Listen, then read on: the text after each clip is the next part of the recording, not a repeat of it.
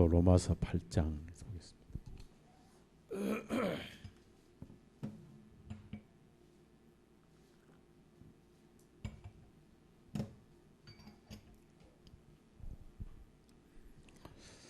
로마서 8장을 한 번 더 묵상을 하고 또 9장에 들어가 있는데요.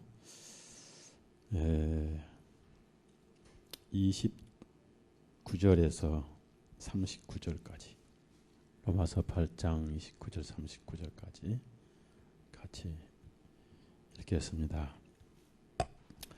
이는 하나님께서 미리 아신 자들을 자기 아들의 형상과 같은 모습이 되게 예정하셨습니다. 이는 그분으로 하여금 많은 형제들 중에 처음 나신 분이 되게 하십니다. 뿐만 아니라 미리 정하신 그들을 또한 부르시고 부르신 그들을 또한 의롭게 하시고 의롭게 하신 그들을 또한 영광스럽게 하셨느니라. 그런즉 이런 일들에 대하여 우리가 무슨 말을 하리? 만일 하나님께서 우리를 위하시면 누가 감히 우리를 대적할 수 있으리? 그분 자신의 아들을 아끼지 아니하시고 우리 모두를 위하여 내어주신 분께서 어찌 그 아들과 함께 모든 것들을 우리에게 거저 주시지 아니하겠느냐? 누가 감히 하나님께서 택하신 자들을 고소하리? 의롭다 하시는 분은 하나님이시니 누가 정죄하리? 죽으신 분은 그리스도시요 참으로 다시 일어나신 분도 그리스도시니 그분께서는 하나님의 오른편에 계시며 또한 우리를 위하여 중보하시는 누가 우리를 그리스도의 사랑에서 떼어놓으리? 환난이나 곤경이나 박해나 기근이나 헐벗음이나 위험이나 칼이겠느냐? 기록된 바 정녕 우리가 주님을 위하여 종일토록 죽임을 당하며 도살당할 양들로 이김을 받나이다 함과 같으니라. 그러나 아니라 우리는 이 모든 일에 우리를 사랑하신 그분을 통하여 정복자들보다 더욱 나은 자로다. 이는 내가 확신하노니 사망이나 생명이나 천사들이나 정사들이나 권세들이나 현재 있는 것들이나 장차 올 것들이나 높음이나 깊음이나 다른 어떤 피조물이라도 그리스도 예수 우리 주님 안에 있는 하나님의 사랑에서 우리를 능히 떼어낼 수 없으리라. 권태옥 형제님 좀 기도해 주세요. 기도하시겠습니다.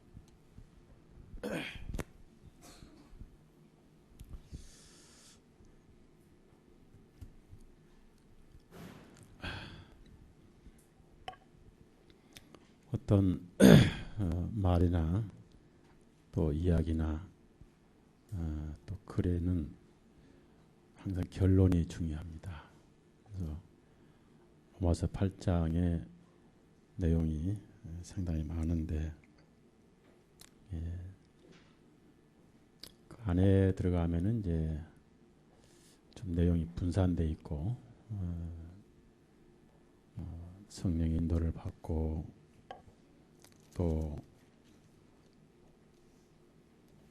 성령님의 내조하심, 우리의 영적인 신원, 또 성령님의 기도 이런 내용이 8장에 이제 광범위하게 들어있는데 결론은 하나님의 사랑을 확인시켜주는 그런 내용입니다. 그래서 이것을 구원의 안전이다.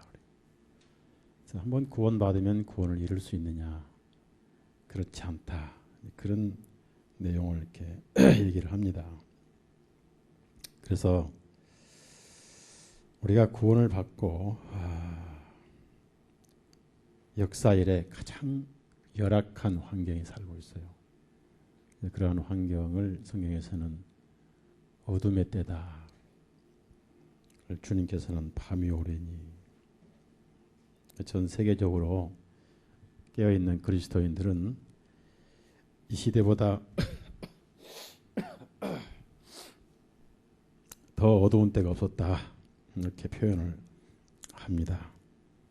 그래서 이제 가장 어두운 때에 살고 있는 그리스도인들이기 때문에 어느 시대보다 믿음의 흔들림이 많다. 그럴지라도 약속은 변함이 없으니까 그 약속이라는 닷줄에 매어 있는 배와 같다. 이렇게 그리스도인을 표현을 합니다. 히브리서 6장을 봅시다.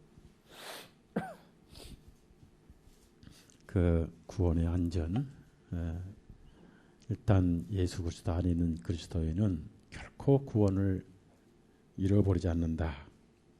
구원의 안전에 대해서 히브리서 6장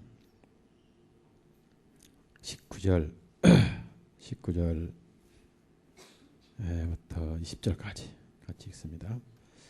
우리가 가지고 있는 이 소망은 혼의 한 닭과 같아서 확실하고 견고하여 이로써 우리 혼이 그 휘장 안에 있는 곳으로 들어가는, 거기에는 우리보다 앞서 달려가신 분 곧 예수님께서 멜기세덱의 반열을 따라 영원히 대장이 되시어 우리를 위하여 들어가 계시느니라. 그래서 혼이라고 표현하는 것은 생명을 의미하고 목숨을 의미합니다. 그래서 닭 같아서 배를 타보신 분들은 그 의미를 잘 이해를 할 거예요. 바다에 매여 있는 배는 늘 흔들립니다. 단 하루도 흔들리지 않는 날이 없습니다. 그러나 결코 표류하지 않는 것은 그 밑에 보이지 않는 닻이 그를 붙들고 있다. 이 닻을 성경에서는 하나님의 말씀이라고 그러고, 그래서 우리 마음은 흔들려요. 구원받았다고 해서 구원에 의심이 안 든다. 그건 있을 수 없습니다. 살다 보면 의심을 하게 되고 자기를 보게 되면 믿음이 없어져 버리기도 하고, 그러나 말씀의 약속은 결코 흔들리지 아니한다. 그래서 사람의 행위를 보면은 하나님께서는 받을 만한 가치가 아무것도 없어요. 우리 인간은 시체를 돈으로 환산해봐 한 5천 원도 안 돼요. 버리는데 돈이 많이 들 뿐 가치가 아무것도 없어요. 모르겠어요. 요즘에 이제 가발이나 좀 필요해서 자매 머리카락이나 좀 가치가 있을까? 뭐 쓸모가 없는 거예요. 그래서 인간의 행위를 보면은 하나님은 가치는 아무것도 없어요. 그래서 아예 행위를 무시하시고 약속으로만 자녀를 삼으신 거예요. 그 약속은 하나님 자신의 약속입니다. 그래서 하나님께서 마음 편하시고 행위는 아예 배제하셨기 때문에 하나님 마음이 제일 편하신 거예요. 여러분 자식들이 속속이면 못 봐주잖아요. 똑같은 거예요. 주기도 못하고 살리도 못하고 쫓아내도 못하고. 이번에 제가 어젠가 조선일보 인터넷에 보니까 어떤 기사가 있었냐면은 인천에서, 인천이 문제가 많아요. 인천에서 37세 된 아버지가 10살 먹은 초등학교 이제 3학년 아들인데, 자기 아들인데 집을 나가고 말 안 듣는다고 그 지난 구정 때 아주 추울 때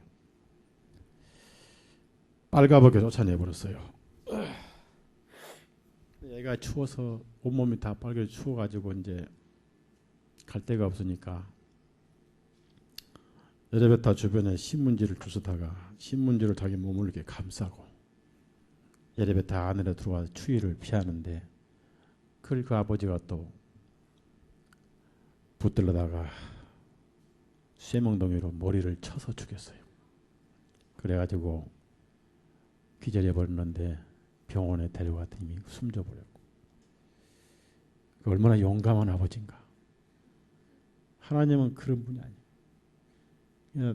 자기 자식이 잘났든 못났든 버리지 않으신 것처럼 하나님은 그것을 아예 보실 수가 없기 때문에 아예 그런 일이 없었는 것으로 간주하시고 약속으로만 자녀를 삼으신 거예요. 그래서 행위는 여기에 연관이 안 돼 있다. 결론적으로 은혜로 아들이 돼 있다는 거예요. 로마서 9장 7절 9절을 봅시다. 그래서 우리가 마음이 든든하죠. 로마서 9장 7절 8절 또한 같이 있습니다. 또한 아브라함의 씨라 하여 다 자녀가 아니라 다만 이삭 안에서 난 자가 넷이라 분류를 하셨으니 곧 육신의 자녀들이 하나님 자녀들이 아니요 다만 약속의 자녀들만이 그 씨로 여기심을 받느니라. 이는 약속의 말씀은 이것이니 이때 내가 어린이 사라에게 한 아들이라 하신 것이라. 여기서 약속의 자녀들만 하나님의 자녀다. 그래서 행위가 배제되어 있기 때문에 하나님께서는 하나님처럼 의롭게 인정을 하셔서 구원받은 그리스도인들은 행위와 상관없이 하나님은 자랑스러운 아들로 당당하게 천사 앞에 자랑할 수가 있는 거예요. 봐라, 이렇게 나와 똑같은 의로운 자녀가 있냐. 이것을 은혜로 얻은 구원이다. 그러면은 근원부터 행위와 상관없이 약속으로 구원을 받았다 하면은 여전히 구원은 약속으로만 보존이 된다는 얘기죠. 그래서 행위가 구원을 흔들거나 손상시킬 수가 없다. 이것을 구원의 안전이다. 그것을 로마서 8장에서 다시 얘기를 합니다. 자, 로마서 8장 29절을 보시면 하나님께서 미리 아신 자들을 했습니다. 이것은 절대 개인 예정이 아니고 교회를 예정하신 겁니다. 즉 구원을 예정하셨다 그 얘기예요. 하나님은 어차피 시간이 없는 분이니까 하나님 마음속에서 하나님 자신께서 희생하실 것을 하나님 스스로 값을 치르실 것을 그래서 예정이다. 칼빈주의 마냥 김씨 이씨 예정이 아니에요. 절대 그건 잘못된 거예요. 그건 운명론에 나온 겁니다. 운명론. 그 절대 위험한 교리입니다. 그 다음에 자기 아들의 형상과 같은 모습이 되게 예정하였으니 그랬습니다. 여기서 가장 중요한 단어 하나가 믿음이란 단어예요. 믿음을 떠나면은 기독교의 근본이 파괴돼 버립니다. 기독교의 생명은 믿음이에요. 믿음. 한번 따라합시다. 믿음. 아주 중요한 단어입니다. 그래서 믿음으로 하나님의 아들이 됐기 때문에 예수 그리스도와 거듭난 그리스도인은 전혀 차별이 없습니다. 그래서 29절을 보니까 많은 형제들 중에 처음 나신 분이 되게 하심이라. 그래서 예수님을 맏아들이다. 그것은 둘째, 셋째와 차별이 없다는 얘기입니다. 여기서는 혈통이 배제되고 행위가 배제되고 은혜로만 동일하게 여기신다는 얘기예요. 은혜로만. 그래서 그리스도인들은 항상 생각하고 사상하고 논의하고 토론할 때는 믿음을 근본 법칙으로 삼아야 돼요. 모든 신학과 설교와 대화, 교제 기초가 믿음이 돼야 돼요. 믿음으로 나를 보고 믿음으로 형제를 보고 믿음으로 자매를 보고 믿음으로 주님을 보게 되고 거기에 문제가 하나도 없잖아요. 법칙이 믿음이니까. 그래서 최초에 하나님께서 아브라함을 믿음으로 의인 만드셨다. 이 법칙이 성경의 근간입니다. 믿음을 빼고 나면은 허물투성이죠. 죄투성이고. 그래서 성경의 믿음이 법칙이기 때문에 믿음으로 하나님 예수님과 한 형제가 됐다. 그러면 믿음은 어디까지가 완전하냐 하는 것을 30절에 보충을 하는데요. 30절 한번 읽어요. 30절. 현재 30절이 우리 위치예요. 우리 신분이에요. 읽습니다. 뿐만 아니라 미리 정하신 그들을 부르시고 부르신 그들을 또한 의롭게 하시고 의롭게 하신 그들을 또한 영광스럽게 하시는지라. 부르셨다는 것은 이제 누가 부릅니다. 부르면은 대답해서 가잖아요. 이제 복음으로 우리를 불렀다. 그렇게 성경은 강조를 합니다. 그러면은 부르셨다.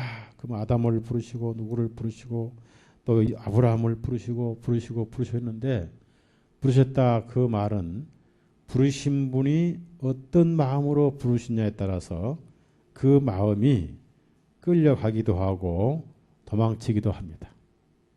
그래서 부르셨다는 것은 뭐 목소리 가지고 누구야 이런 의미가 아니고 마음을 끌어들였다는 뜻이 돼요.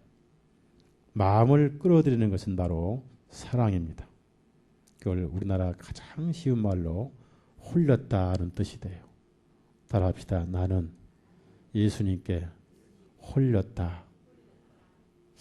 또 요즘 젊은이 말로 홀딱 빠졌다. 이렇게 할까요? 그 사랑이 우리의 마음을 부르신 거예요. 그러면은 부르셔서 어떻게 여기시냐면은 의롭게 하시고라고 했습니다. 의롭게. 의는 뭐냐? 50% 의가 없고 90%가 없고 의 아니면 죄입니다. 의이면 그것으로 끝난 거예요. 의로워져 가는 것도 아니고 의로워질 것도 아니고 의롭게 됐어요. 의 아니면 죄지 99% 50% 의가 없는 거예요. 이것은 반드시 믿음의 법칙이 그렇다고 말해요. 많은 소위 그리스도인들이 이걸 몰라요. 그래서 기독교를 종교로 오해를 해가지고 의로워지기 위해서 교회를 다녀요. 의로워지기 위해서 교회를 다니는 거예요. 신앙생활 하는 거예요. 그래서 거기서 뭐가 나오느냐? 잘 믿어야 천당 간다. 이렇게 말이 나온 거예요. 믿음이냐 아니냐 뿐이지 무슨 잘 믿고 못 믿고 어디 있어. 그래서 우리가 의롭게 되었으면 하나님께서 아담에게 가죽옷을 입히셨으면 하나님 눈에 온전하면 됐지. 그러다 잘 보이려고 또 페인트 칠을 하지 말라 그 말이에요. 아멘 하세요? 네. 앞에도 칠하고 뒤에도 칠하고 하나님 어떻습니까? 그 고생인 거예요. 하나님께서 보시면 의로움 되는 거예요. 로마서 5장 봅시다. 그것을 지금 강조를 합니다. 로마서가 그렇게 중요하게 강조를 하고 그것을 계속 반복을 해요. 1절, 로마서 5장 1절. 제발 그것을 믿으라 그 말이에요. 받아들이라 그런 얘기. 5장 1절 시작. 그러므로 믿음에 의해 의롭다함을 얻었은즉 우리 주 예수 그리스도를 통하여 우리가 하나님과 함께 화평할 우리냐 그만 전혀 거리낌이 없다 그 말이에요. 조금이라도 쭈삣쭈삣하거나 눈길을 주지 못할 이유가 없다 그 말이에요. 어느 날 남편이 퇴근하고 집에 들어가는데 자꾸 아내를 불러도 아내가 눈길 안 주고 피해. 나중에 알고 보니까 돈을 몽탕 갖다가 어디가 잊어먹고 왔어. 무슨 얘기냐면은 우리가 하나님 앞에 눈길을 주지 못할 이유가 없어졌다는 얘기지. 화평이란 말입니다. 그 다음에 또 9절 의롭다 이것을 강조를 해요. 9절 시작. 그러면 이제 우리 주님의 피로 의롭다 하심을 얻었으니 우리가 더욱더 주님을 통하여 진노하시면서, 여기서 진노란 것은 이제 앞으로 심판이고 이 구원은 육신의 구원을 말하는 거예요. 의롭다 함을 얻었으니. 그래서 로마서 8장 다시 내려갑시다. 30절에 자, 의롭게 하시고 이렇게 하시고요. 거기에 마지막 완성이 뭐냐면 의롭게 하신 그들을 또한 영광스럽게 하셨느니라. 그리스도인은 의로울 뿐 아니라 최고의 영광스러운 상태가 되어 있는 거예요. 왜냐하면 그리스도와 우리는 하나입니다. 제가 바이블루스의 글을 쓰면서 아담의 갈비뼈와 교회에 대해 글을 좀 썼는데 쓰면서 참 많은 제 마음의 은혜를 받았어요. 영화롭게 하였다. 그래서 영광스럽게 하였다고 말은요. 예수님이 영광스러운 상태와 그리스도인을 동일하게 여긴다는 거예요. 전혀 남이 아니라는 얘기. 예, 중요한 말씀입니다. 그 다음에 다시. 자, 그래서 그런즉 이제 31절에 이렇게 확실하게 완벽하게 자 부르시고 그분의 사랑이 우리 마음을 끌었고 자석이 철분을 끌어모으듯이 그분의 사랑이 우리 마음을 끌었다 그 말. 얼마나 그 하나님의 사랑의 부르심이 강한지 그 부르심을 거절할 심령은 아무도 없었어요. 바울같이 그렇게 무쇠 같은 심령도 그렇게 차가운 심령도 예수 그리스도의 사랑의 부름에 180도 회심을 하게 만들었습니다. 그 다음에 어렵게 하시고 하나님처럼 어려워야 하늘에 살아요. 그 다음에 예수님처럼 영광스럽게 하셨다. 이렇게까지 하셨는데 무슨 말을 하리요? 라고 이제 의문식으로 대답을 합니다. 그런즉 무슨 말을 할 것이냐? 무엇이냐? 그 말. 자, 이게 사실일지언데 자, 여기서 중요한 것은 하나님께서 우리를 위하시면 하나님께서 나를 위하신다면 여기 영어로 for us입니다. 자, 하나님은 우리를 위하신 분이에요. 위에서 존재하신 분이에요. 그러면 누가 우리를 대적할 수 있으리요? 그랬습니다. 하나님께서 나를 위하시고 있는데 누가 감히 우리를 대적할 수 있으리요? 있을 수 없다. 하나님께서 나를 위하시고 계시는데 자, 하나님은 창조자고 나머지는 다 피조물인데 창조자가 나를 위하시고 계시는데 우리는 나요. 나. 여러분 하나님은 잘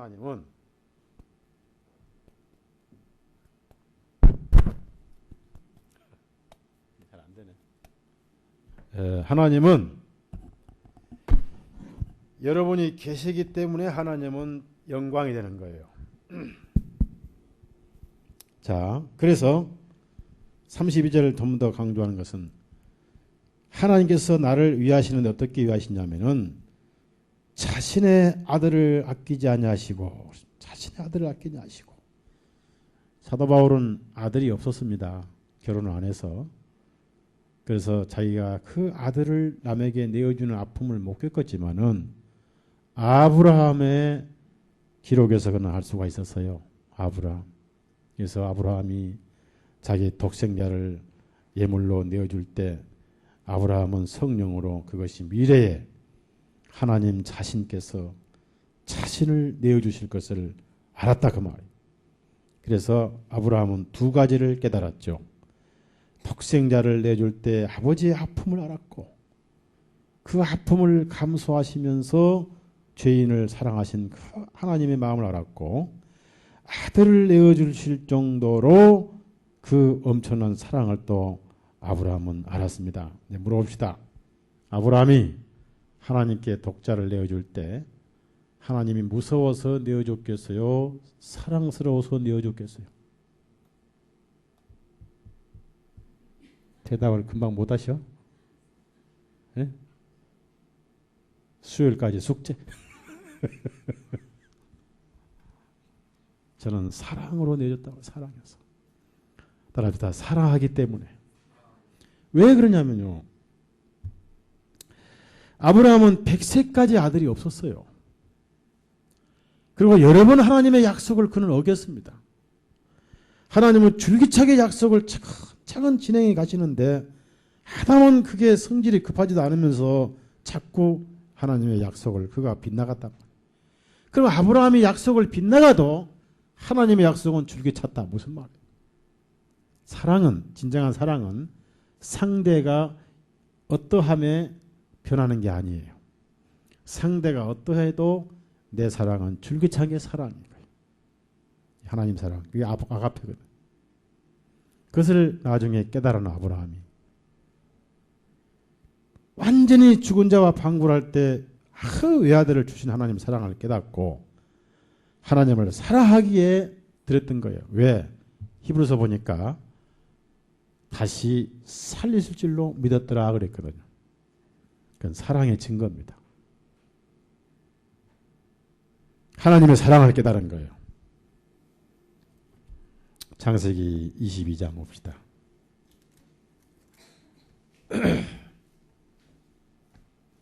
이것을 하나님의 마음이 변치 않으면 구원의 완전은 영원하고, 변치 않는 것을 입증하시기 위해서 그것을 변개를 하지 못하도록 아예 문서에 써놓으신 것이 바로 성경입니다. 성경은 영원한 계약서예요. 공증서예요. 취소를 못해요. 여러분도 물건을 살 때나 뭐 계약할 때는 꼭 문서를 만드세요. 그러세요? 구두는 소용없어요. 문서를 만드시고 도장 찍고 그다음에 이름 쓰고 반드시 공증을 받아야 법적인 효력이 있어요. 성경은 하나님 스스로 쓰시고 공증하신 공증서예요. 자, 창세기 22장 7절 8절 같이 읽읍시다. 이삭이 그의 아버지 아브라함에게 구하여 말하기, 나의 아버지 하시니 그가 대답하기를, 내 아들아 내가 여기 있노라 하니, 이삭이 말하기를, 보옵소서 물과 나무는 있는데 번제에 쓸 예물은 어디 있나이까 하니, 아브라함이 말하기를, 내 아들아 하나님께서 자기 자신을 번제 예물에 쓰실 한 어린 양으로 예비하시리라 하고, 두 사람이 함께 하나님께서 자기 자신을 어린 양으로 예비하실 것이다. 그것을 깨달은 거예요. 그래서 바울 사도가 이것을 알고 자기 자신의 아들을 아끼지 않으시고 우리 모두를 위하여 내어주신 분께서, 자, 로마서 8장 32절 내려갑니다. 이 아들이 독생자다 그 말이에요. 사람은 아담의 원래 하나님의 형상을 닮아서 만들었는데 나중에 사단의 형상이 돼가지고 이렇게 아들을 몽둥이로 패죽이는 세상이 되어버린다마는, 여기는 아들을 아끼지 아니하시고 하면요, 이보다 더 큰 사랑은 없습니다.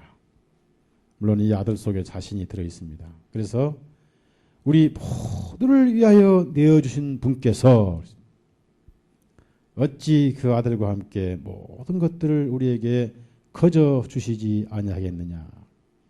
한글 성경에는 은사라고 되어 있는 거저 주시지 않겠느냐. 그래서 이 모든 것들이란 것은 하나님의 사랑과 하나님의 그 마음, 물질이 결코 아닙니다. 이렇게 분명하게 주시는 분인데 어떻게 구원이 흔들리겠느냐라고 사도 바울이 확신을 주고 있습니다. 그래서 그리스도인들이 경건하게 살아야 되고 의롭게 살아야 되고 정말 예수 그리스도를 닮는 삶을 살아야 되는데, 그렇지 못할 때가 있을 때 마귀는 그것을 틈을 노리고 정죄를 합니다. 근데 정죄한다고 해서 하나님의 기록된 성경이 다시 써져야 되고 그리스도의 보혈이 다시 모아져야 되고 이 언약이 취소가 돼야 하느냐? 그렇지 않습니다. 그래서 취소를 하지 못하도록 예수님은 유언이라고 해서 유언. 따라합시다. 유언. 새 유언이다. 그래서 성경은 정확하게 말하면 유언장입니다. 너희는 죄가 없다. 유언장. 유언은 내용이 있잖아요. 유언은 유언한 자가 죽어야 된다고 했잖아요. 그래서 성경은 유언장인 것인데, 자, 좀 더 나가서 이제 34절을 봅시다. 그래서 계속 정도를 더해가면서 확신에 확신을 더합니다. 통쾌한 질문입니다. 34절. 누가 정죄하리요? 줄을 치세요. 자, 하나님께서 정죄를 하지 않으시면 정죄는 의미가 없는 거예요. 마귀의 정죄는 헛수고고요.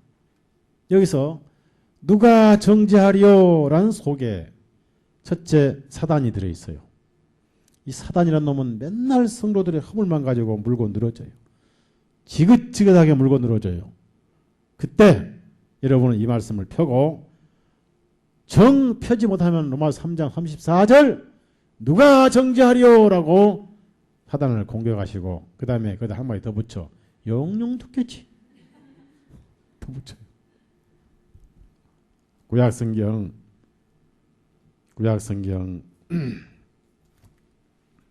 스가랴서를 찾아보세요. 스가랴서 3장에 보면 스가랴서 3장에 보면은 이런 게 있어요. 마귀는 정죄자입니다. 근데 의미가 없어요.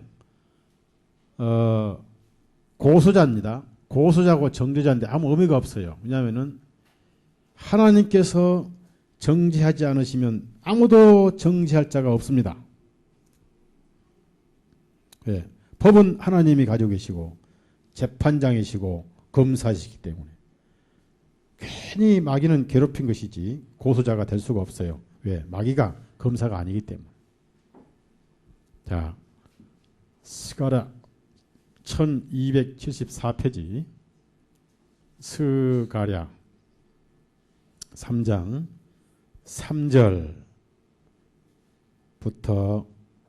5절까지 이게 우리 그리스도인의 그림자예요. 3절에서 5절 시작. 이제 여호수아는 더러운 옷을 입고 그 천사 앞에 서 있더라. 또 그분께서 자기 앞에 서 있는 자들에게 대답하여 말씀하시기를 그에게서 그 더러운 옷을 벗기라 하시고 여호수아에게 말씀하시기를 보라 내가 네게서 네 죄악을 떠나게 하였나니 이제 내가 너에게 옷을 바꾸어 입히리라 하시기에 내가 말씀드리기를 그들로 하여금 그의 머리 위에 정결한 한 관을 씌우게 하옵소서 했더니 그들이 그의 머리 위에 정결한 한 관을 씌우고 그에게 옷을 입히니라. 그리고 주님의 천사가 곁에 서 있더라. 더러운 옷을 입고 있더라 그 말. 여호수아는 여기서 여호수아는 구약 이스라엘 민족의 대표자입니다. 더러운 옷은 더러운 죄 가운데 살았다는 얘기입니다. 근데 여기서 누가 변호하시기를 하나님께서 더러운 옷을 벗기라. 그리고 내 죄악을 떠나게 하였나니 옷을 바꾸어 입히리라. 더러운 옷에서 의의 옷을 입었어요. 그래서 머리에 관을 씌우고 깨끗한 옷을 입었습니다. 중요한 것은 하나님은 결코 정죄를 하지 않으신다는 얘기입니다. 그렇기 때문에 정죄하실 분이 정죄하실 자격이 있는 분이 정죄를 하지 아니하시면 누가 정죄하겠는가? 자신만만하게 사도 바울이 할 때면 해봐라 그런 뜻이에요. 나와봐 그런 뜻이에요. 정죄할 놈 나와봐. 한번 따라합시다. 나와봐. 아무도 못 나온다. 아무도. 자, 구약성경 스바냐서 3장. 스바냐도 알아둬야 돼요. 하늘에 가면 스바냐 만나게 됩니다. 누가 와서 악수 청할 때 누구신가 하면 얼마나 섭섭하겠어요. 나 스바냐 형제요. 그러면 스바냐를 내가 아나? 처음 봐. 왜냐면 스바냐는 딱 3장밖에 안 썼거든. 3장 17절. 하나님께서 정죄를 하지 않으신데 누가 정죄하냐 그 말. 1268페이지 스바냐 3장 17절 있습니다. 내 가운데 계시는 주 너희 하나님은 능력이 있으시나니 그분께서 너를 구원하실 것이요 그분께서 너로 인하여 기쁨으로 즐거워하시리라. 그분은 그분의 사랑 안에서 안식하실 것이요 그분께서 너로 인하여 노래를 부르시며 기뻐하시리로다. 여러분 때문에 노래하세요. 노래할 제목이 뭐냐 그 말. 우리는 주님이 우리 노래고 우리의 구원이시고 하나님은 여러분이 그리스도인이 하나님의 노래예요. 한 번 더 읽어요. 한 번 더 시작. 내 가운데 계시는 주 너희 하나님은 능력이 있으시나니 그분께서 너를 구원하실 것이요 그분께서 너로 인하여 기쁨으로 즐거워하시리라. 그분은 그분의 사랑 안에서 안식하실 것이요 그분께서 너로 인하여 노래를 부르시며 기뻐하시리라. 다시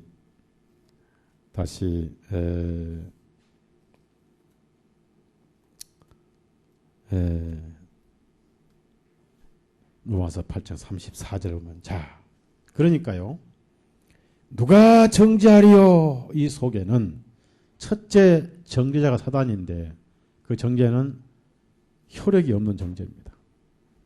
그래서 여러분이 살면서 넘어지고 실수하고 또 불순종했을 때 그것을 마귀는 기다렸다는 듯이 그걸 가지고 여러분의 평안을 훔쳐가려고 애를 쓰고 하나님은 변절자라고 믿게 만들려고 애를 쓰는데 그럴 때 어떤 말씀이 생각이냐면은 하나님은 일항미쁘시니 따라합시다. 어제나 오늘이나 영원토록 동일하시나니 말씀이 힘이잖아요. 그러면 그 힘이 사라져버려요. 마음에 평안한 그 고요한 갈릴리 호수에 의심이 바람에 불어왔을 때 약속의 말씀이 그것을 조용 잠잠하라. 파도야 조용하라. 마음이 고요함이 옵니다. 두 번째 정죄자는 누구냐? 세상의 적들입니다. 자칭 잘난 율법주의자들입니다. 바리새인들, 사두개인들, 서기관들. 그리고 자기의 죄는 합당하고 성도들의 죄는 뻥튀기 있죠. 예? 뻥튀기처럼 크게 소문내고 다니는 세상의 정죄자예요. 그런데 세상에 아무리 정죄를 해도 하나님은 아무 상관하지 않은 이유는 뭐냐면 죄인이 죄인을 정죄해야 그건 무효이기 때문에. 이해하시죠? 죄인이 죄인을 정죄할 수 없어요. 그러면 성경대로 죄 없는 자가 돌로 쳐야 되는데 죄 없는 자는 하나님 한 분밖에 없는 거예요. 그분께서 쳐야 되는데 그분께 그 돌을 치려고 하다가 이렇게 치려고 하다가 자기를 쳐버렸어요. 그분이 예수 그리스도예요. 그리고 돌은 끝났어요. 사슬은 풀렸고 재판은 끝났고 검사고 판사고 다 퇴장해버렸어요. 재판 끝났어요. 가장 무서운 정죄자 하나 있어. 그놈은 24시간 붙어다녀. 따라합시다. 양심. 양심도 정죄를 못해요. 왜? 양심은 여러분의 죄를 지은 것을 분명히 알고 기억하고 그거를 고수하지만은 또 양심이 그것보다 더 확실하게 하는 것은 예수님께서 분명히 피를 흘리신 것도 양심이 알거든요. 그래서 양심이 고소하려고 했다가 말씀 때문에 입을 다물어 버렸어요. 여러분 양심의 송사에 속지 마세요. 양심이 더 이상 고소할 수 없는 거예요. 그러니까 누가 정죄하려 속에는 양심도 들어있는 거예요. 그래서 구원받기 전까지는 양심이 정죄를 합니다. 양심이 정죄를 할 때는 양심이 입 다물 수 있는 분에게 피해야 되는데 자 마태복음 5장 보십시다. 5장 이 누가 정죄하려 그 말은 양심도 정죄할 수 없다 그 말이에요. 양심도 더 이상 고소를 할 수 없단 말이에요. 왜? 죽으신 분이 계시니까. 마태복음 5장 25절 26절 25절만 읽읍시다. 읽습니다. 너는 너를 송사하는 자와 함께 길에 있는 동안에 그와 합속히 화해하라. 송사하는 자가 언제라도 너를 재판관에게 넘겨주고 재판관은 너를 관원에게 넘겨 감옥에 가둘까 위험. 송사하는 자와 이 송사자가 양심인데 양심의 송사가 그리스도의 피를 보고 끝을 냈어요. 그러니까 아무도 정죄를 할 수 없는 거예요. 그것이 구원의 안전이. 가나마다 체포된 여자가 왔는데 계속 송사를 하고 고소를 하고 끌고 왔다가 예수님을 만나서 그들이 가버렸어요. 예수님 안에서 그 송사와 그 그 고소의 모든 목적이 완성됐거든. 여러분 마음속에 그리스도의 보혈이 있는 한 양심의 송사는 끝이 났고 종결돼 버렸어요. 그래서 정죄가 없으면 우리는 의인입니까? 죄인입니까? 죄인인 거예요. 이렇게 이해하시면 돼요. 아무리 죄가 많아도 검사에게 안 걸리면 깜빵에 가요, 안 가요? 예? 그럼 됐지. 그러니까 중요한 거는 죄가 많은 게 중요한 거요, 검사에게 안 걸린 게 중요한 거예요. 그렇지. 150kg를 났어도 누구한테만 안 걸리면 돼. 예? 요즘에는 뭐예요, 그게? 그래서 그게 잘 팔린다며. 예? 뭐죠? 차에 해가지고 막, 전방에 무엇이 있습니다. 한 있잖아요. 저도 그거 하나 사야 될 것 같아. 하나 사야 될 것 같아. 우리가 그렇게 죄가 많지만은 정죄자가 없어요. 정죄자가 없으니까 지옥을 못 가는 거예요. 더 나쁜 말로 가고 싶어도 못 가는 게 지옥이에요. 왜? 누가 정죄하리요? 그 말. 없다 그 말. 이 말을 이렇게 한 것은 자신 있게 나와보라 그 말이에요. 왜? 죽으신 분은 그리스도시오. 그렇습니다. 참으로 다시 일어나신 분도 그리스도시니. 그래서 정죄할 수 없는 이유를 또 하나에 강조한 것은 하나님 오른편에 계시며, 오른편에 그냥 계시느냐, 우리를 위하여 중보하시느니라. 놀라운 말씀 아니에요. 그래서 그리스도 예수님이 계신 한 아무도 정죄할 수 없다. 그 중에 반드시 여러분 양심이 포함되어야 돼요. 솔직히 양심이 정죄 안 하면 다 끝난 거예요. 네. 로마서 8장을 또 찾아봐요. 1절. 8장 1절. 그래서 영을 따라 행한다 그 말은 진리를 따라 행한다 그 말. 진리는 복음이고 말씀입니다. 8장 1절 읽습니다. 그러므로 이제 그리스도 예수님 안에 있는 자들에게는 결코 정죄함이 없나니 이들은 육신을 따라 행하지 않냐고 오직 그 영을 따라 행하는, 진리를 따라 복음을 따른다 그 말. 물론 따라 사는 것도 포함됐겠지만은 복음의 진리를 받아들인다, 따른다는 그런 내용입니다. 자, 다시 이제 로마서 8장 35절 보면 누가 우리를 그리스도의 사랑에서 떼어놓으리요 그랬습니다. 여기서 그렇게 우리를 하시는 그 근거는 뭐냐? 바로 사랑이다. 참 사랑이나 좋은 말이죠. 사랑 참 좋은 거예요. 근데 사랑을 오해하시면 안 돼요. 그리스도인이 최우선으로 알아야 할 것은 하나님의 아가페 사랑입니다. 아가페 사랑. 그리고 아가페 사랑을 자본 삼아서 형제자매를 사랑하는 거예요. 그래서 그 아가페 사랑을 가지고 형제자매를 사랑하는 것은 그것은 우정사랑이라든지 애정사랑과 혼동하면 안 돼요. 우정사랑과 애정사랑은 변동이 심해요. 변화가 무쌍해요. 상대방이 변하면 내 것도 변한 게 우정과 애정이에요.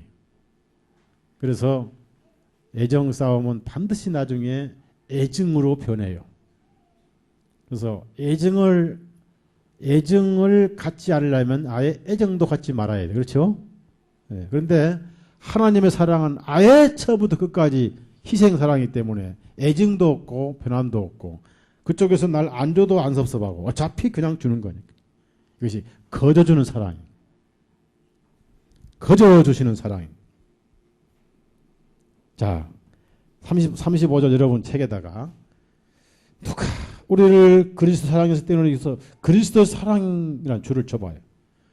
그러니까 그 사랑은 아무도 막지 못한다 그 말이에요.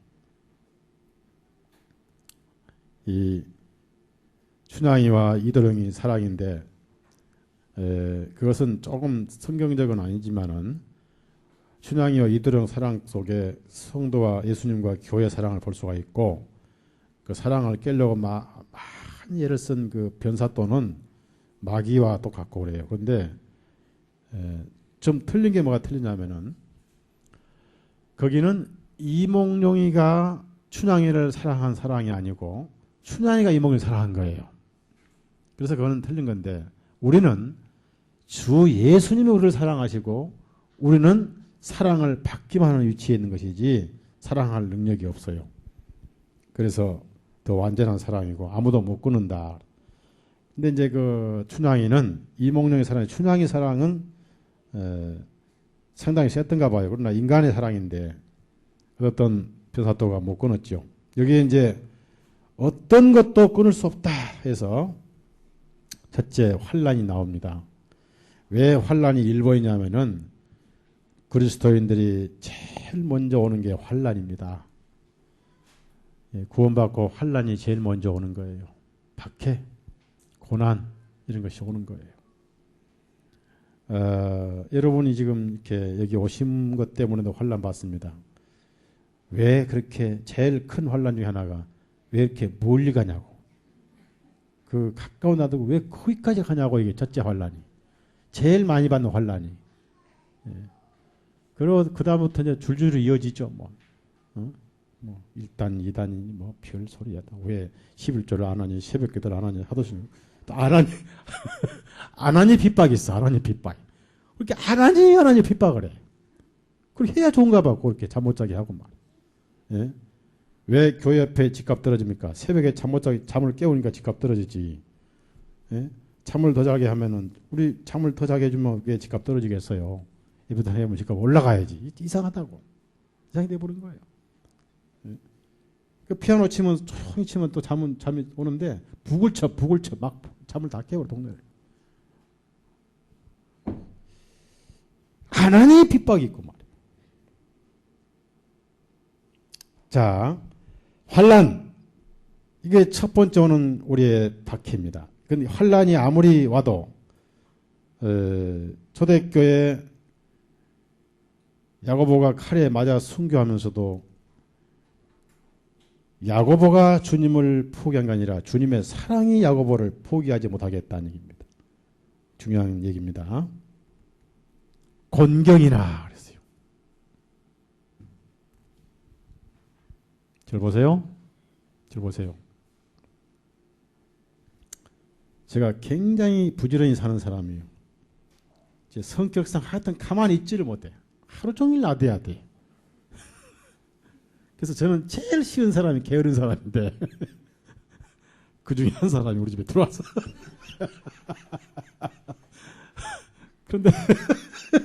그런데 또 이게 번역 같은 거 잘해주니까 또 귀엽고 또 아들 하나도 못난 사람 많은데 둘씩 놔주고 그 이제 귀여운데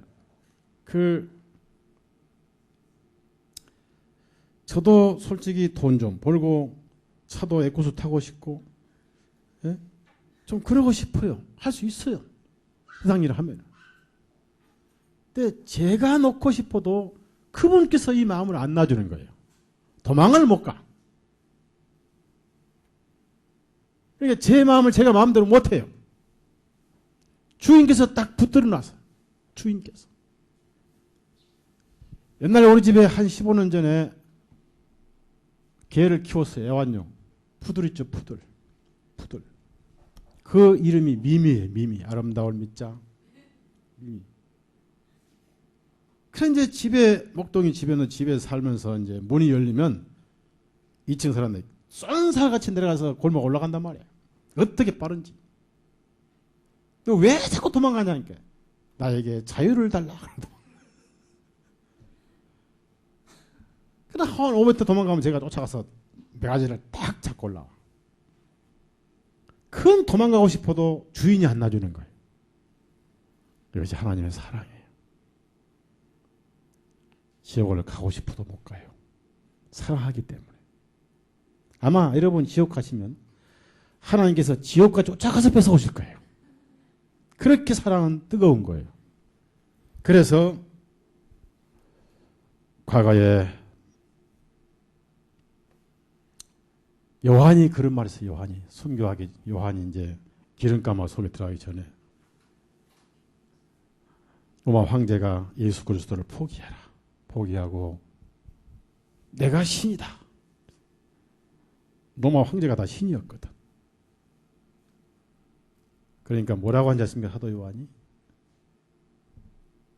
내 나이에 90이 되도록 90이 넘도록 우리 예수님은 자기가 그때 이제 96년에 썼으니까 주님은 나를 버리지 않으시는데 내가 어찌 주님을 버리겠는가. 그래서 펄펄 끓는 기름감에 기름이 뜨겁잖아요. 예? 그냥 물보다 기름이 훨씬 뜨겁잖아요. 여러분 부엌에서 튀김할 때 뜨거운 물이 튕기는하고 기름이 튕기가 훨씬 뜨겁습니다. 물은 금방 식지만 기름은 안 식잖아요. 펄펄 끓는 기름 가마솥에 집어넣겠다고 주님을 거절하고 하는데 주님은 그분은 나를 버리지 않으셔 내가 어떻게 버리냐고. 그래 산채로 집어넣었어요. 요한을 1시간 만에 꺼냈는데 머리털부터 발가락까지 기름 한 방울 안 묻었어요. 기름이 건드리지 못했어요. 구약에 불구덩이에 들어갔더니 하나님 아들까지 4명이었잖아요. 다니엘 친구가. 그 다니엘 세 친구가 이스라엘 땅에서는 전부 하나님의 이름이었어요. 다니엘 전부 하나님의 이름이에요. 여호와 지키신다 이기신다 그런 뜻인데 전부 우상 숭배로 바꿨어요. 그런데 그 신앙을 지키고 불 속에 들어 하나님이 지키신 것처럼 기름방울 하나 안 묻었어요. 사명이 있기 때문에 계시록 쓰기 전이니까. 그래서 판모섬에 귀양 보낸 거 아니에요. 무인도 섬에다가 거기서 계시록을 쓴 거 아니에요. 계시록이 역사의 해식이 아니겠어요. 어디서 그런 힘이 나왔느냐 하면은 그 주님의 사랑을 요한은 알았기 때문이에요. 그래서 35절 봅시다. 곤경이나 극한 상황이나 그 말이에요. 박해나 기근이나 아무리 굶어 죽을지라도 그리스도의 사랑이 우리를 끊지 못한다. 헐벗음이나 위험이나 칼이겠느냐. 마지막에 칼이라겠네. 칼. 어떤 협박이 와도 그러니까 35절에 들어있는 모든 것은 우리가 살면서 겪을 수 있는 모든 것을 다 망라합니다. 그 어떤 것도 그리스도의 사랑에서 우리를 떼어놓을 수 없다. 그러니까 내가 주님을 사랑한 게 아니라 주님의 사랑이 나를 떼지 못한다는 얘기입니다. 이해하시겠죠? 제 말 이해하시겠어요? 자, 이해 안 되면 또 말씀드리죠. 구약성경 출애굽기 29장을 찾아보세요. 중요한 거예요. 그러면 이제 이 말씀 듣기 전에 베드로가 나는 죽을지언정 주님을 버리지 않겠다고 했는데 자기가 그렇게 하겠다는 거예요. 주님을 그렇게 하신 거예요. 자기가 그렇게 했잖아요. 그럼 변했어요? 안 변했어요? 몇 번이나 변했어요? 그냥 변했어요? 부인까지 했어요? 부인만 했어요? 맹세했어요? 맹세했어요? 저주했어요? 그게 인간의 사랑이에요. 근데 예수님은 그게 아니에요. 자, 출애굽기 29장 봅시다. 29장. 대제장의 이제 가슴에 보석이 있는데 이 보석을 어떻게 물리냐면요. 어떻게 보석을 끼우냐면요. 그래서 물려. 금태에다가 물려 그랬거든요. 자, 봅시다. 17절부터 21절까지. 출애굽기 28장. 29장에 28장. 중요한 말씀이에요. 물론 다 중요한 말씀이에요.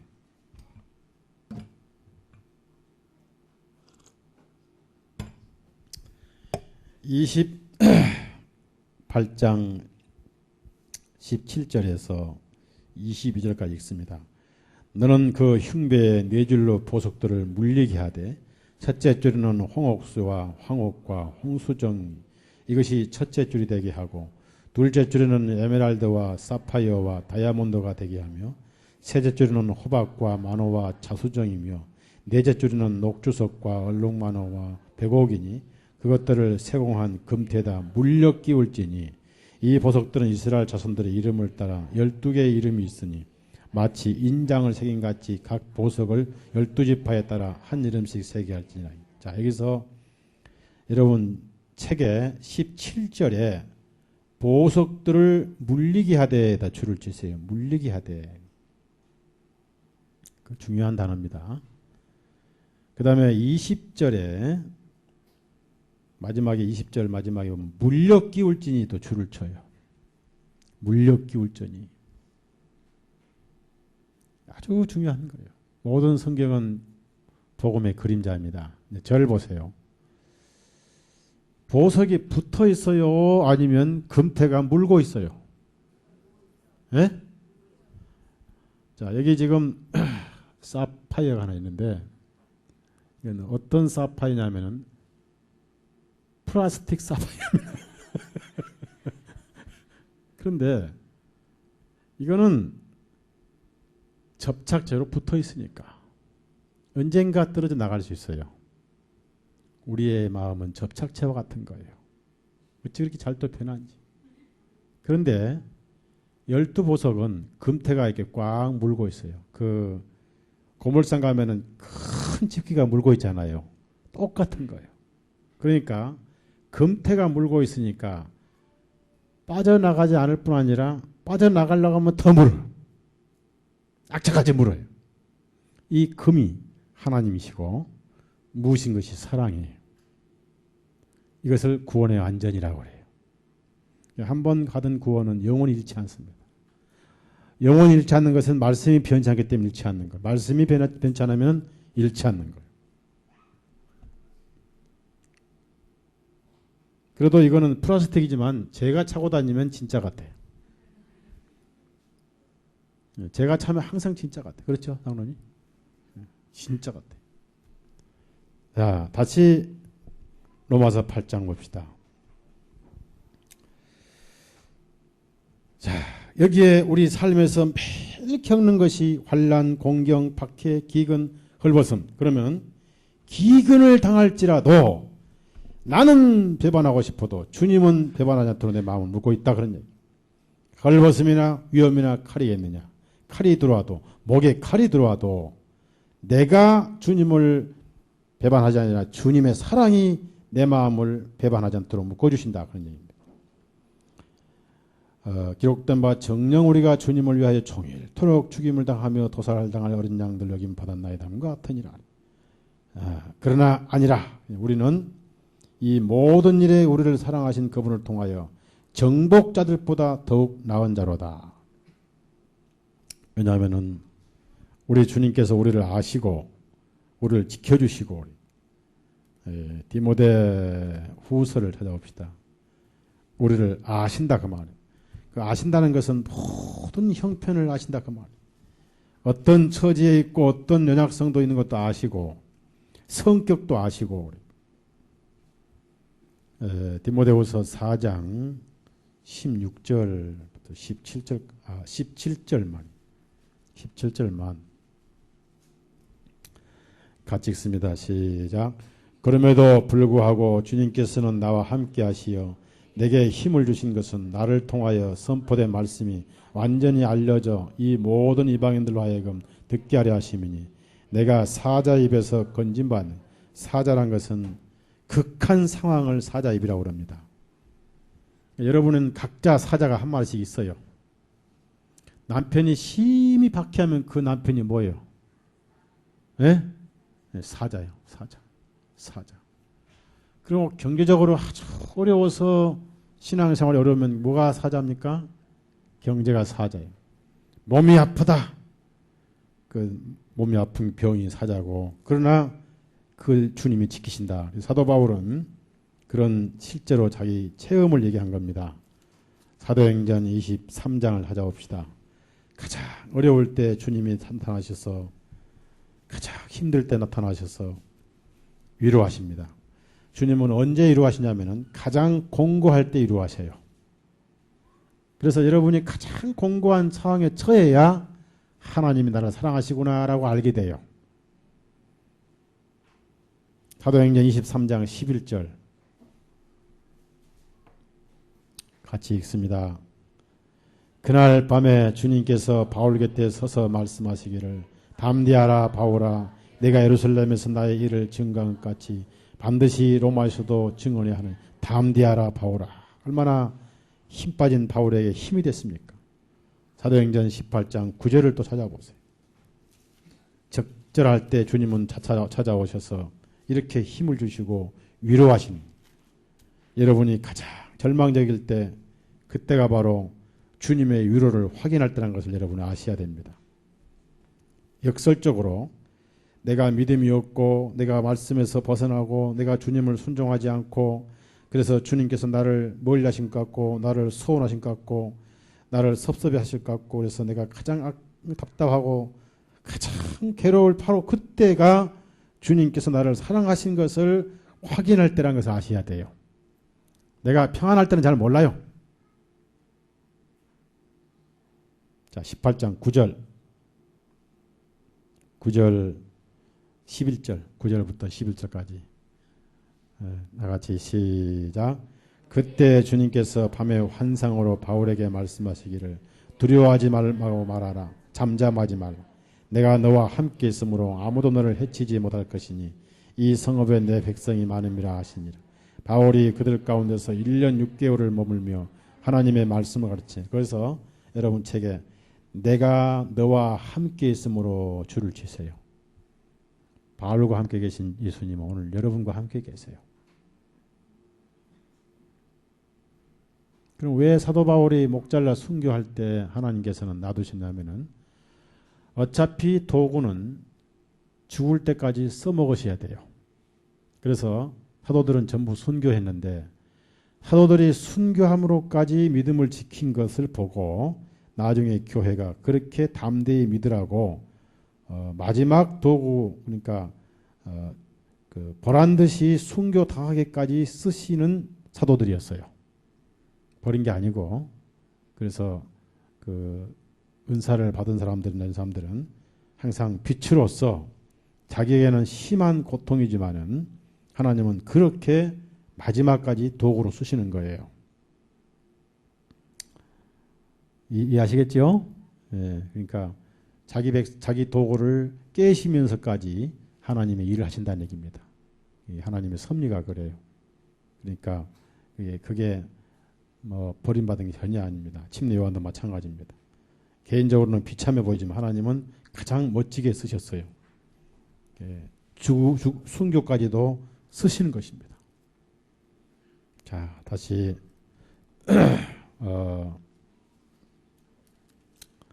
로마서 8장 봅시다. 그래서 우리를 사랑하신 그분을 통하여, 사랑을 강조하는데 정복자들보다 나은 자로다. 정복자들보다 더욱 나은 자로다.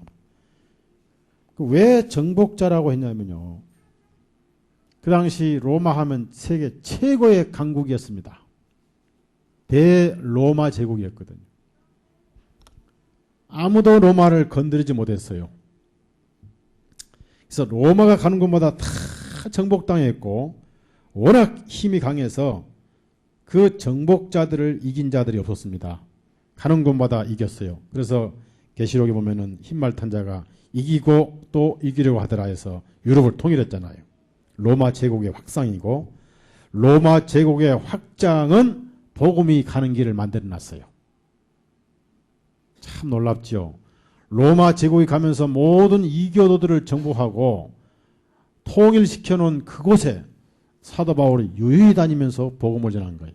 하나님의 섭리는 참 오묘합니다. 그런데 그런 정복자들보다 더 나은 자다. 그래서 여러분, 김정일이가 아무리 핵을 만들어도 우리는 까짓 거예요.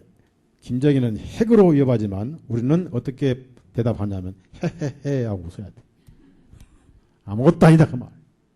우리에겐 주님이 계신다. 그래도 핵은 위협해.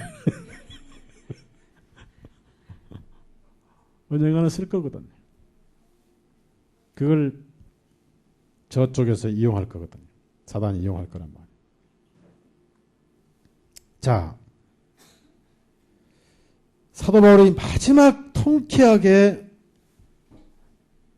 선언을 하는데 34절에는 누가 정죄하리요? 라고 나오려면 나와봐라. 그런 자신만만한 질문이었고 마치 징기스칸이 유럽을 정복하면서 나올 사람 나와봐라. 알렉산더가 나오려면 나와봐라. 과거에 씨름 선수 천하장사한 사람이 누구예요? 예? 예? 이만기가 나오려면 나와봐라. 아무도 안 나왔잖아요. 지금 사도 바울이 그렇게 외치는 거예요. 누가 정지하리요? 나와봐라.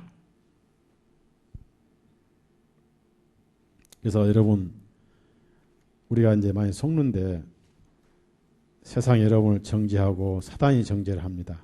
자, 계시록 그러니까 그걸 정죄를 입막을 쓸 방법은 주님의 피밖에 없어요. 12장. 여러분 양심도 여러분을 정죄 못 나가세요. 양심은 언제 정죄하냐면은 아직 죄인이 안 죽었을 때 정죄합니다. 왜 정죄합니까? 죽으라고 정죄를 해요. 그런데 여러분은 죽었어요. 누구 안에서요? 이 양심의 정죄는 끝난 거예요. 그래서 양심의 정죄를 받지 마세요. 즉 믿으라 그 말이에요. 자, 계시록 12장 10절 먼저 읽읍시다. 10절 사단의 고소입니다. 10절 시작. 또 내가 들으니 하늘에서 큰 음성이 있어 말하기를 이제 구원과 능력과 우리 하나님의 왕국과 그분의 그리스도의 권세가 임하였나니 이는 우리 형제들을 고소하던 자 곧 우리 하나님 앞에서 그들을 밤과 낮으로 고소하던 자가 내어 쫓겼기 때문이라. 여기서 고소하던 자가 내어 쫓겨버렸어요. 왜냐하면 고소할 자격이 없는 자가 고소라는 게 내어 쫓겨버린 거예요. 고소할 자격이 없는데 고소라는 게 쫓겨난 거예요. 밤낮 고소를 하는데 그것을 이길 수 있는 힘은 어린 양의 피입니다. 11절 다 같이 읽어요. 시작. 성도들이 어린 양의 피와 자기들의 증거의 말씀으로 그들을 이겼으니 그들은 죽기까지 자기들의 목숨을 사랑하지 아니하니 어린 양의 피가. 그래서 우리 쉴 수 있는 우리 양심의 안식처, 우리 마음의 쉼터는 그리스도의 보혈입니다. 그래서 위로가 되고 힘이 되고. 다시 로마서 8장을 봅니다. 그러니까 그분의 보혈이 아니면은 8장. 그래서 내가 확신하노니 이것은 건드릴 수 없는 또 의심할 수 없는 그런 의미입니다. 그러니까 두말할 것도 없는 그 말이에요. 내가 확신하노니. 여러분 바울이 확신하면 여러분도 확신하십시오. 바울은 살인자였습니다. 바울은 박해자였어요. 바울이 누구 죽였어요? 예? 자기가 돌은 안 던졌지만 거기 동참했잖아요. 예. 바울이 왜 돌을 안 던졌을까요? 왜? 아니. 물론 그것도 의미가 있는데 돌 들 만한 힘이 별로 없었어. 원래 바울이 몸이 약했거든. 키도 작고 해가지고. 그래서 나는 돌 쳐봐야 안 죽으니까 니들이 치고 옷만 지킬게. 옷 지키고 하냐.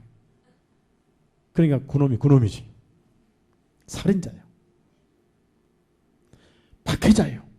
그런데도 그는 확신하노니 복음의 사도가 됐어요. 그러니 고참이 확신하면 쫄병들은 확신해야죠. 아멘요? 확신해. 내가 확신하노니. 그럼 무엇이 우리를 못 끊느냐 하면은 첫째가 사망이다 말이에요. 참 놀라운 말씀이에요. 왜 여기다 사망을 넣어놨을까? 참 놀라운 거예요. 우리가 사람이 가장 두려워하는 것 중에 하나가 사망입니다. 그래서 우리가 운명할 때 이 말씀을 옆에서 읽어줘야 돼요. 그러면 마음 편히 운명을 해요. 운명할 때.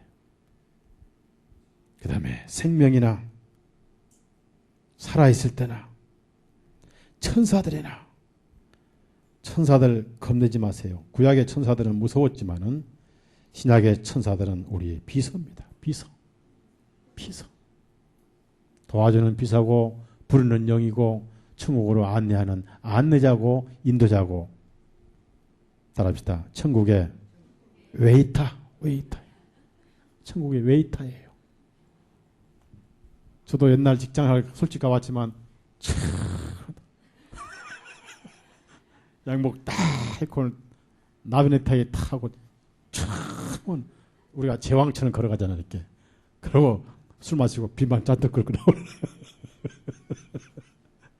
카드만 잔뜩 끌고 나오고 그렇죠? 직장생활 해봤거든. 우리의 시종이 천사들. 지금은 천사가 성도들의 칼을 든 게 아니라 보호를 하고 있는 거예요. 정사들이나 어둠의 권세들이나 귀신이나 마귀나 사탄이나 장차올 것들이나 앞에 어떤 위험과 어떤 두려움이 오더라도 그것을 끊을 수 없다. 그만큼 사랑의 줄은 강하다. 왜 그러냐 이겁니다. 조금만 얘기를 하길. 창세기 찾아보세요. 창세기 2장을 찾아보세요.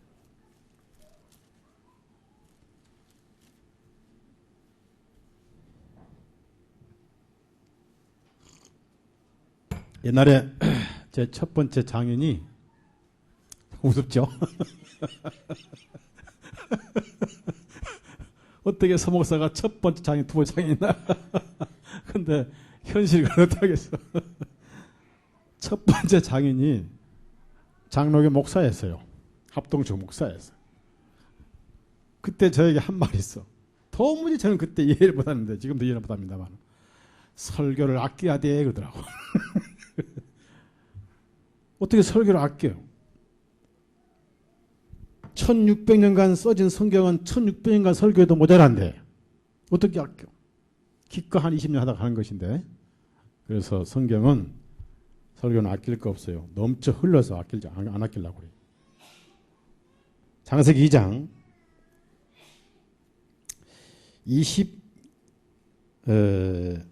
21절에서 25절까지 다 같이 읽습니다. 다 같이 시작.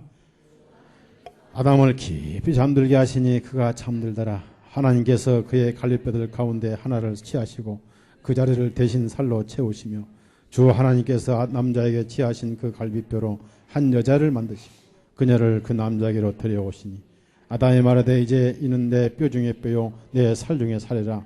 그녀를 여자라 부르니 이는 그녀를 남자에게서 취하였기 때문이라 하니라. 그러므로 한 남자가 그의 아버지와 어머니를 떠나 자기 아내와 결합하여 그들이 한 육체가 되리. 남자와 그의 아내가 둘 다 벌거벗으나 부끄러워 아니하니라.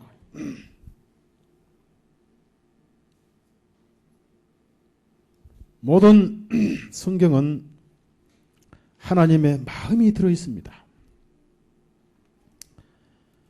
창세기부터 계시록까지, 창세기부터 말라기까지 어떤 집을 짓는 거예요. 그럼 집을 짓는 것은 사람이 살게 만드는데 그 집 주인은 예수 그리스도입니다. 그래서 모세가 집을 짓는 사원으로 섬겼다 이렇게 그런 말씀이 나옵니다. 모든 성경은 예수님을 얘기하는 거예요. 여기서 아담을 깊이 잠들게 하셨습니다. 그 이유는 뭐냐면은 배필을 만드시기 위한 것인데 왜 배필을 만드셔야 되냐면은 하나님의 법은 사람이 독처하는 것은 안 좋다 그랬어요. 따라합시다. 사람이 독처하는 것은 안 좋다. 누가 안 좋다고 그러셨어요? 예? 예, 하나님께서 독처는 안 좋다고 그랬어요. 근데 마귀는 독처해라고 가르쳐요. 자, 디모데. 그래서 결혼을 해야 돼. 디모데 전서 4장.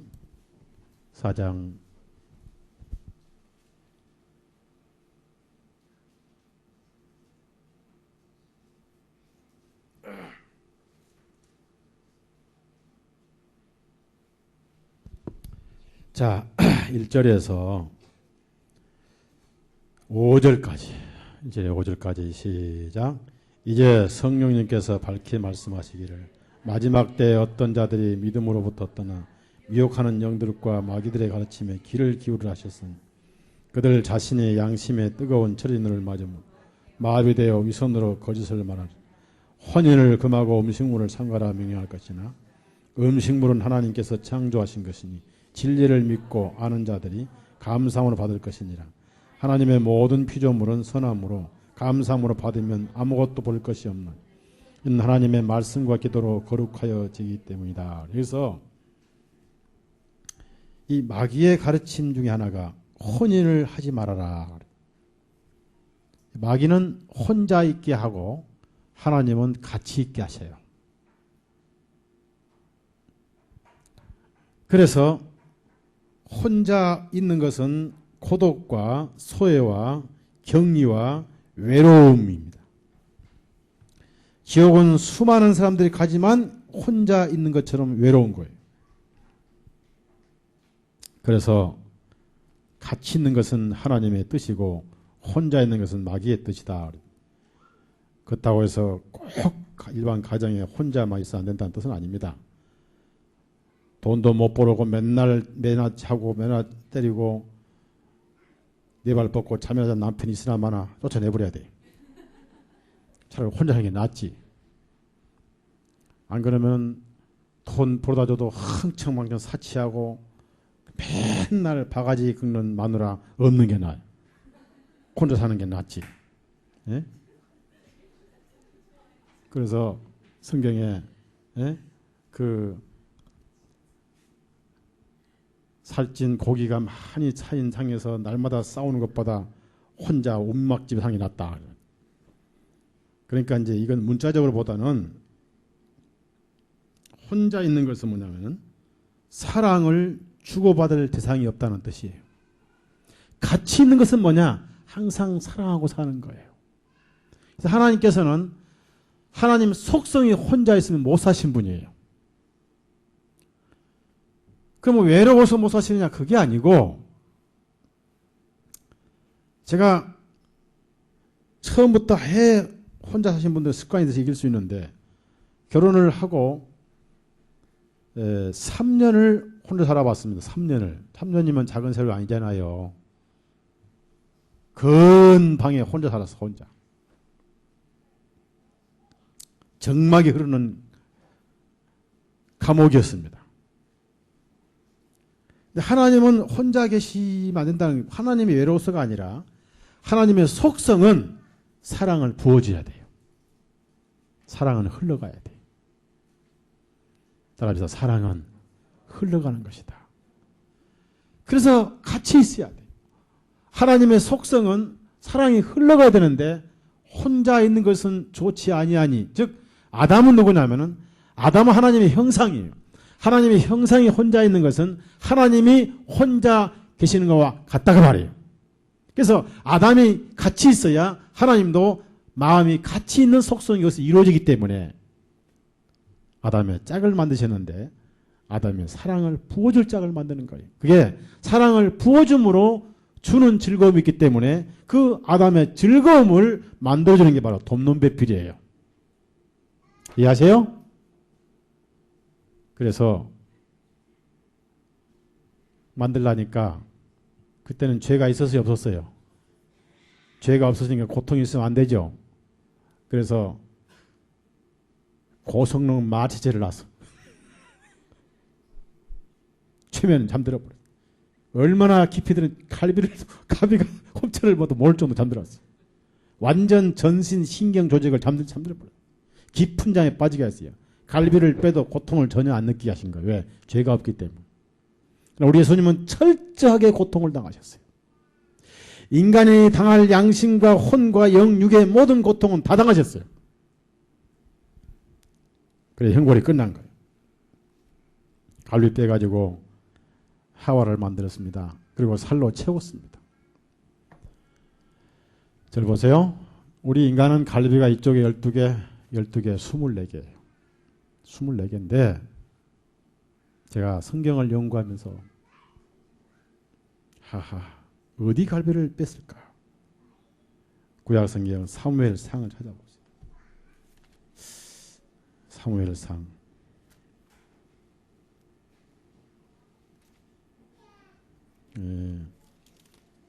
2장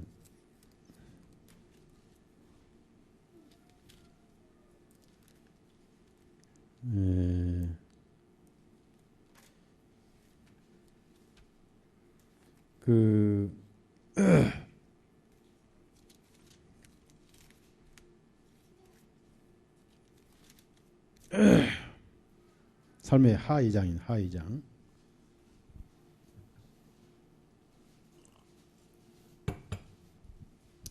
사무엘 하이장 23절 개역성경 이런 말씀이 안 나와요. 23절 다 같이 읽습니다. 시작.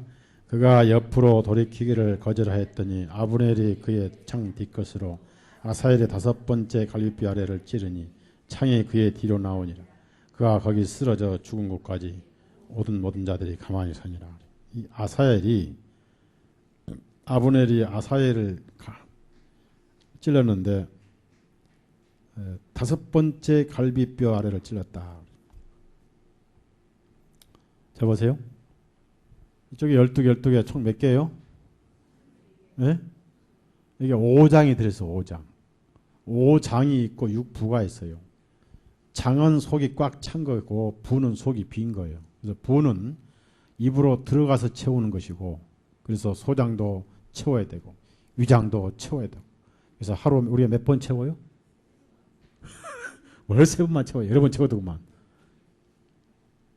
하루에 여러 번 채우더라고. 또 채우고 또 채우고 과자도 먹고 뭐 빵도 먹고 또 채우고 또 채우고 소장 채우고 방광 채우고 다 채우는 거거든요. 담도 쓸개도 채우는 거예요. 방광도 이제 수분을 채우는 거예요. 그런데 채우는 것은 중요치 않기 때문에 아래가 있어요. 주로 아래. 그래서 거기는 보호할 필요 없으니 갈비가 없어.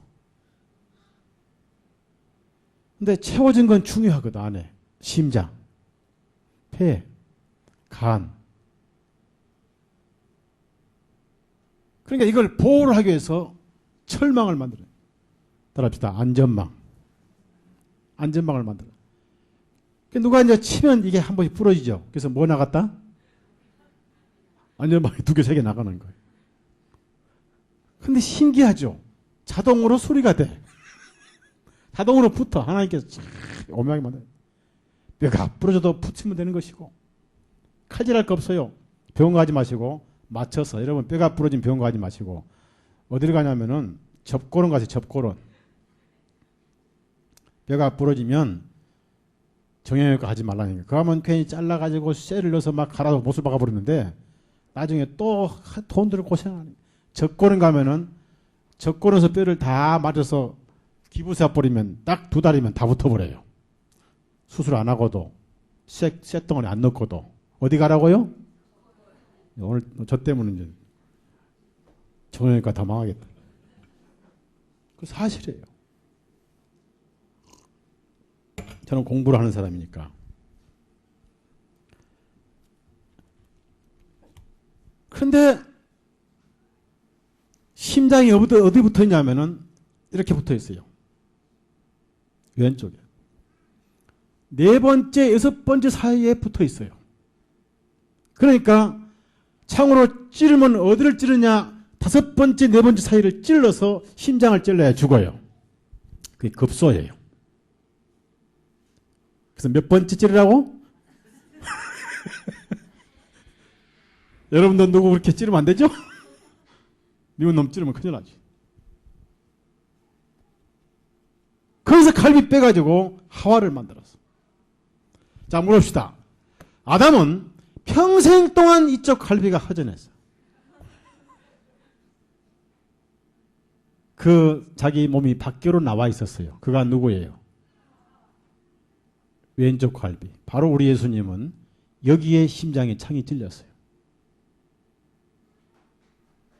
이렇게 오른쪽으로 창을 가지고 왼손에 창 들고 이렇게 찌른 것이 앞에서 옆구리 피와 물이 나왔어요. 죽을 때까지 갈비 하나 없는 인생을 살아서 아담. 그러니까 늘 허전하고 늘 결리고, 그래서 그 허전하고 빈자리를 아내를 끌어안음으로 채웠어요. 밖에 있지만 너는 내 갈비야. 즉 자기 몸인 거예요. 자기 몸. 그래서 결혼식 할 때 권영재님 왼편에 이자매님 이렇게 끌고 들어왔어요. 여기. 결혼식 할 때. 왜? 심장편에 없는 갈비가 당신이 내 갈비요. 그렇게 하셨어요. 다 잊어먹었죠? 우리 주님의 가슴에 여러분이 계셔요. 그래서 뭐라 하는지 아세요? 따라합시다. 뼈 중에 뼈. 뼈 중에 뼈란 말이 뭐냐 그 말이에요. 디모데전서 6장을 찾아보세요.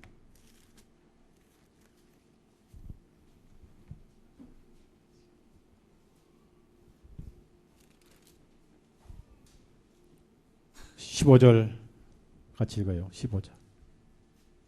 15절 다 같이 읽습니다. 시작. 자신의 때가 되면 그분께서 나타나시리니 그분은 복되시고 유일하신 권능의 통치자시 왕들 중에 왕이시며 주들 중에 주님이시라.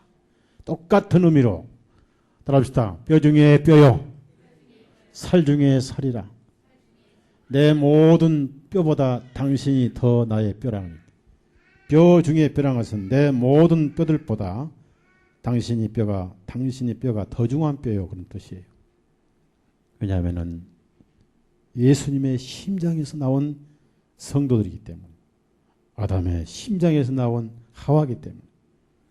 그래서 아담은 하와 없는 옆구리는 허전하고, 하와가 옆에서 사랑을 받아줄 때 허전한 옆구리가 채워지는, 심장이 채워지는 아담의 즐거움, 아담의 행복, 아담의 사랑, 평안, 아담의 안식, 그것이 사랑을 부어줄 때 유지되는 거예요.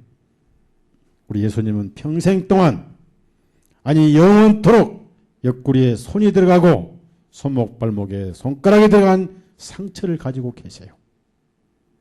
그래서 아담이 만들어질 때는 30세로 만들어질 때는 930년을 살았는데, 만들어질 때는 완벽한 12개였는데 하나를 하나님께서 빼버렸어요. 그래서 23개의 갈비로 인생을 살다가 세상 떠나서 영혼은 하늘에 가 있고 아직도 부활하지 않았습니다. 그 무덤에는 원수를 찾아봐도 하와가 그의 갈비예요. 그래서 자기 몸을 버릴 수가 없기 때문에 바로 여러분이 주님께서 손목 발목에 뚫려 있는 그 구멍의 살이 바로 여러분이고, 옆구리에 뚫려 있는 그 찢겨진 살이 바로 여러분이. 그래서 구원은 영원한 거예요. 바로 주님 자신의 몸이기 때문에. 그래서 사도 바울이 이것을 깨닫고 나서 내가 확신하노니, 그래서 생각이나 마귀가 자꾸 여러분의 죄를 들쑤셔가지고, 사람이 제일 저질 사람이요, 지난 얘기를 자꾸 되씹는 거거든. 특히 남자가 지나간 얘기 자꾸 되씹으니 그건 아주 저질 중에 저질이에요. 그래서 결혼을 하기 전에 테스트를 해봐요. 지나간 얘기 자꾸 되씹는 남자 절대 결혼하지 말아요. 아주 피곤하거든. 한번 딱 했으면 끝을 내버려요. 마귀는 그래요. 마귀는 계속 여러분의 허물 가지고 평생 그걸 되씹어요. 생각을 나게 만들어요. 거기에 넘어가지 마세요. 하나님이 죄 없다 하시면 누가 죄 있다 한다는 무슨 의미가 있습니까? 그분께서 정죄하지 않으면 누가 정죄한다 한들 무슨 의미가 있냐 그 말이에요. 정죄합니다. 양심도 해요. 하지만은 무슨 의미가 있냐 그 말이에요. 거기에 연연하지 마시고 죄 없다 하신 그분의 말씀을 듣고 여러분이 쉬어야 돼요. 여러분 마음이 쉬는 게 하나님의 노래예요. 유나가 맨날 울어봐요. 유나 엄마가 즐거울까요? 유나가 즐겁게 놀아야 그 엄마가 즐거운 거예요. 그래서 이번에 조선일보에 크게 나왔어요.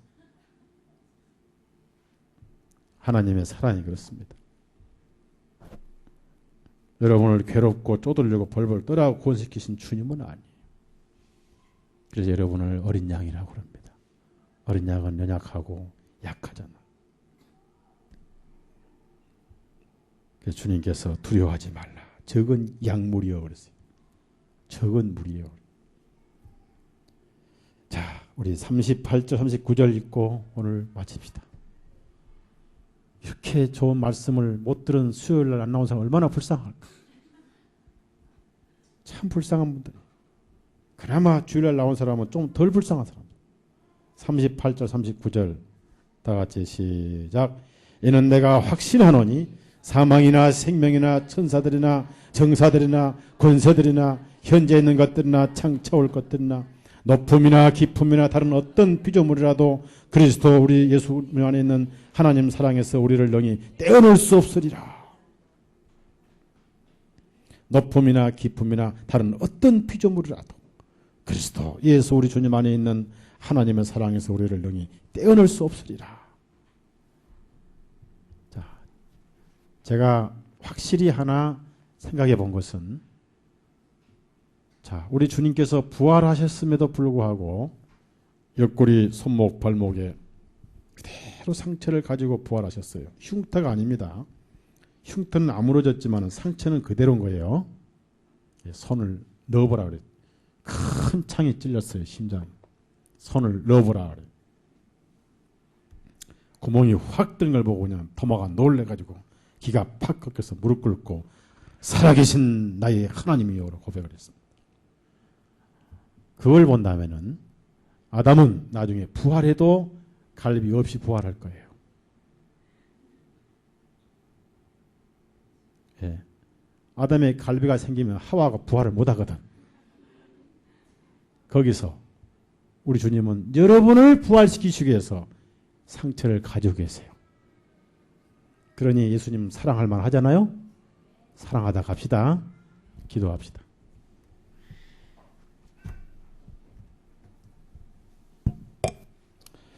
주님, 참으로 감사를 드립니다. 우리가 이 땅에 태어나서 우리의 본성은 죄 쪽으로 끌고 가고 알면서도 아니라 하면서도 안 돼 하면서도 죄를 좋아했고 죄를 상전 섬기듯 섬겨왔지만 도무지 천당을 갈 수도 없고 꿈도 꿀 수 없는 어둠의 존재들이었지만 그분의 사랑은 그것까지도 이기시고 그것까지도 녹아버리고 그 심장에서 피와 물을 쏟으신 우리 예수님, 그리고 영원히 정죄하지 않으신 예수님, 사단이 정죄하고 세상이 정죄하고 양심이 정죄한들 무슨 의미가 있느냐고 사도 바울 자신만만히 우리에게 위로를 주시고 있고, 하나님이 죄 없다시니 누가 우리를 정죄하리요?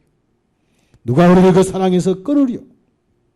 이 말씀으로 위로받고 세상에 우리를 손가락질할지라도 우리 주님 그 옆구리 그 흉터 심장에 우리를 모시고 있사오니 말씀으로 위로받고 믿음으로 주 예수님 사랑하고 서로 사랑하며 살다가 하늘에서 영원히 행복을 누리는 우리 형제 자매들 되게 해 주옵소서. 우리 예수님을 사랑함으로 행복이 되는 우리의 삶이 되게 해 주옵소서. 예수님 이름으로 간절히 기도드렸사옵나이다. 아멘. 예, 마치겠습니다.